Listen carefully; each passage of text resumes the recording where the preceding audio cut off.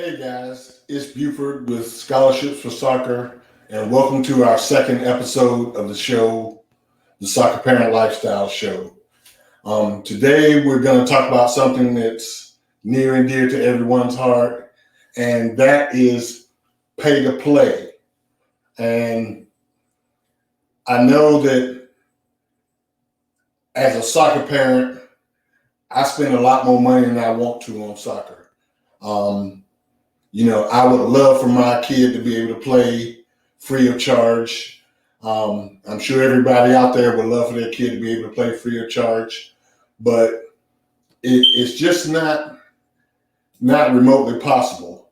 And some things I want to say about pay to play. First of all, I may have a slightly different take on it than a lot of you guys. And first of all, like Europe is kind of held up as a model of, well, they don't have pay to play. Well, actually they do. Actually, everyone has pay to play. It's simply a matter of who pays. Let's take the European clubs, for example.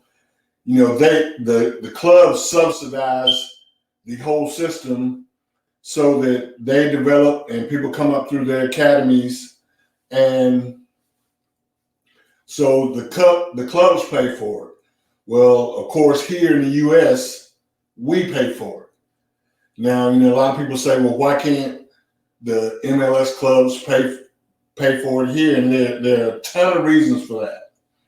And I would propose that the first reason is parents' expectations.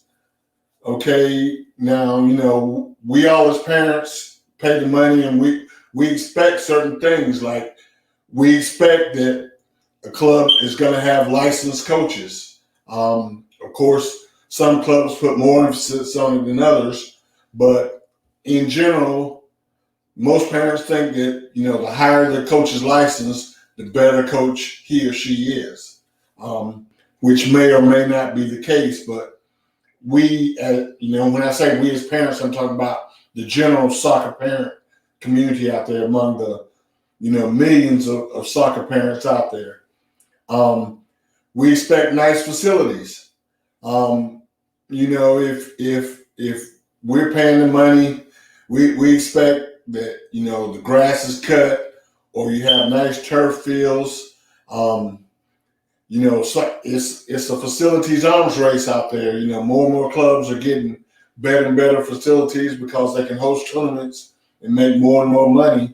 So, but we as parents have come to expect that. Also, we expect to have professional referees, and I know that's getting into a big controversy there, but we as parents do expect that. So, those are some things that we expect, and somebody's got to pay for it. Another thing is with the clubs. People say, well, club fees are too much. Well, the clubs do have to pay for these facilities, either to rent them or to build them. They have to pay to have them maintained. They have to pay coaches' salaries. In the upper echelons of youth soccer, if you're going to get a good coach, more than likely they're going to be paid. But the biggest reason for pay to play and the biggest obstacle to eliminating it is our culture. In Europe, the clubs can afford to pay for it because, let's say you're in England and you were born in Leeds.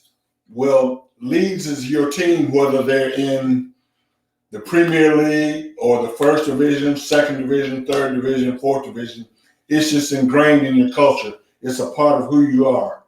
Well, in the U.S., it's not like that. So, if we want the clubs to subsidize more, put simply, more people are going to have to go to soccer games. Your local USL club, or, third division here or MLS club, what have you. If we want clubs to invest more in youth development, then we have to go and actually patronize them and sit in the stands. Okay, the second part of our culture is TV. You can get soccer pretty much anywhere in the world right now, 24 hours a day. If you want to watch American soccer, MLS, you can get 1 or 2 games a week on ESPN on basic cable, but then you have to pay for the rest. Well, I think that U.S. soccer and MLS is making a huge mistake. If you want to grow the game, it should be available on every single, at least at the minimum, basic cable package. Because millions of kids are playing soccer, and they have a great opportunity to grow the game, but they're letting short-term profits cloud their judgment, and that goes back to culture. In Europe, soccer is a part of the culture, whether you make money or not. Here, you got to make money first, and then soccer comes second. So that's a big impediment to the pay for play. Also, when we're talking about the culture, in order to eliminate pay for play, ultimately we're going to have to get our kids to learn, well, not to learn, but to start free play. How many people, I know in my subdivision, we've got 300 something families, probably at least 75 of them have kids that play soccer. I have yet to see but maybe 2 free pickup soccer games in the subdivision. We got a basketball goal down there that's jam-packed every day. We probably only have 10 kids that play organized basketball, but yet they're all down at the basketball goal playing pickup games, some every day. We need to see the same thing in soccer and build our movement up from the grassroots, and that may change pay to play. Now, to the bad side of pay to play, which I believe everybody will agree with me. Number one, the stay to play rule. When you go to a tournament, you got to stay in a hotel. To me, that is just an absolute load of crap. Unless, now, if clubs are transparent, if they use that money to provide scholarships for needy kids, and be transparent about it and disclose that, and I may warm to it, but as of right now, it's just strictly. You got it right, Frank. It's strictly kickbacks, and it's just a way to add profit or meet expenses or whatever. Clubs just need to be more transparent about that. And like I say, if they use the money for a good cause, then disclose that and let parents decide. But either way, I don't think if I'm paying, whatever it is, $100 for my kid to go to the tournament, then I got to pay gas, stay in the hotel, food, everything, possibly take off from work, use my vacation time. I choose to do that. But at the same time, if I can stay in a hotel that's just as nice as the pay-to-play hotel and save $100, I should be able to do that. That's all I'm saying there. Another downside of stay to play, and I touched on it briefly, MLS and U.S. soccer. Okay, they are making money-driven decisions first and growing the game second.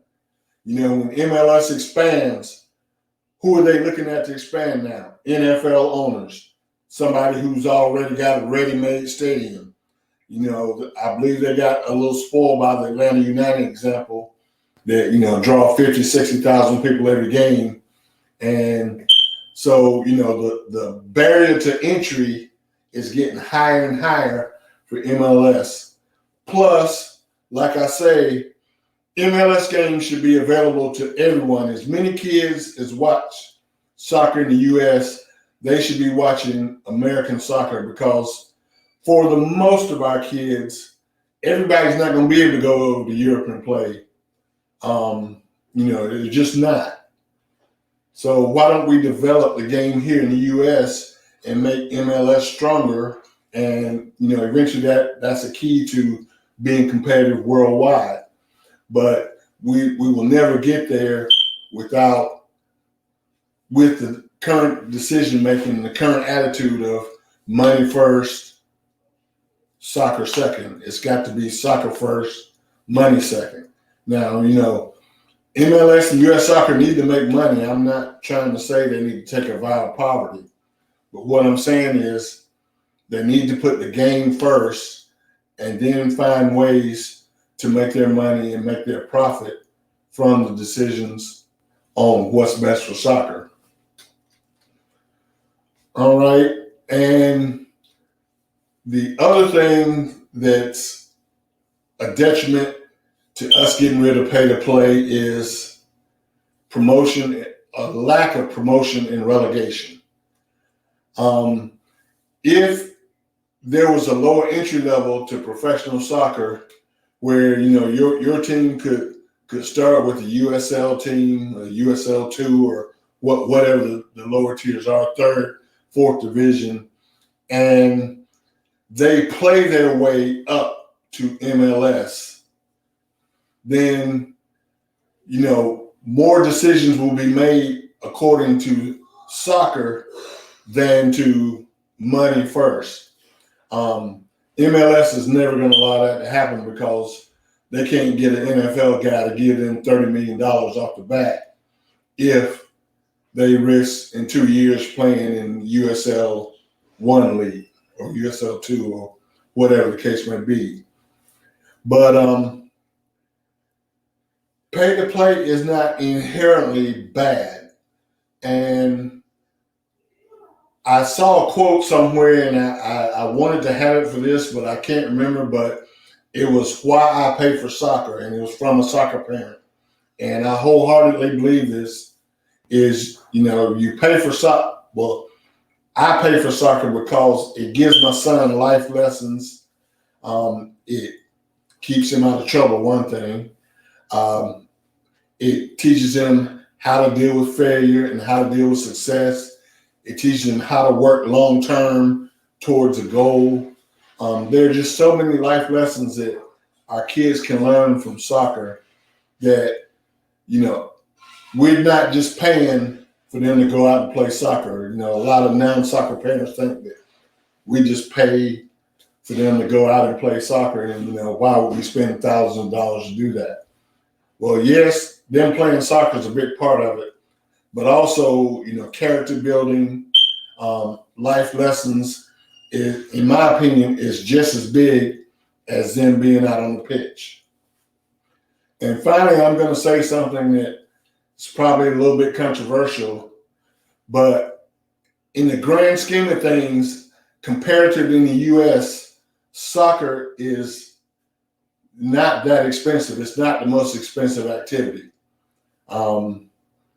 I've got an older daughter. She's 27 now, but when she was coming up, she was in dance.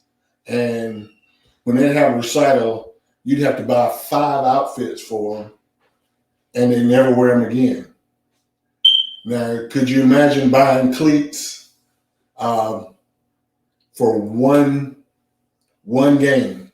Buy cleats for one game, spend $100 on them, and they never wear them again.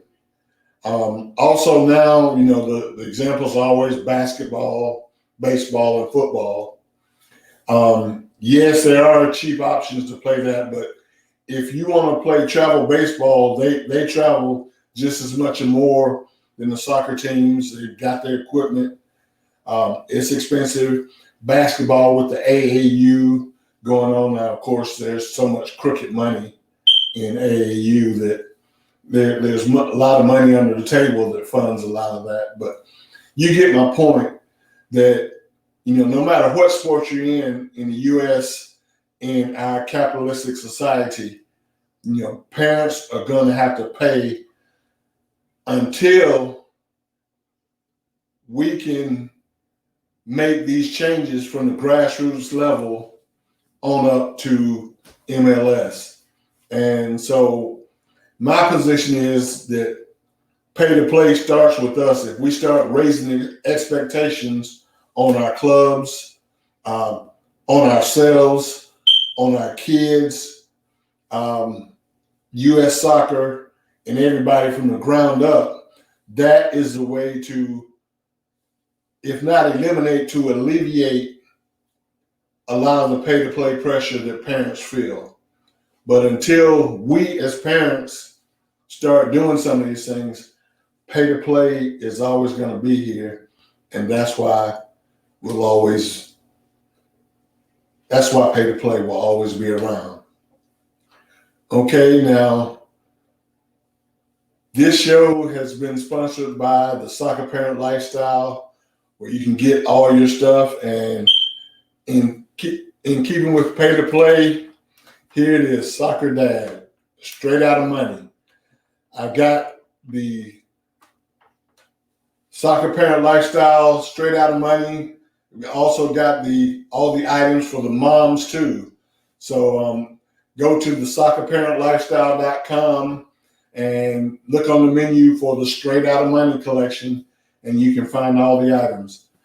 I hope you guys have a great week. We're coming up on the holidays, so we won't have a show next Sunday. We will be back in 2 weeks, and I hope to see you guys soon. Talk with you later. Bye.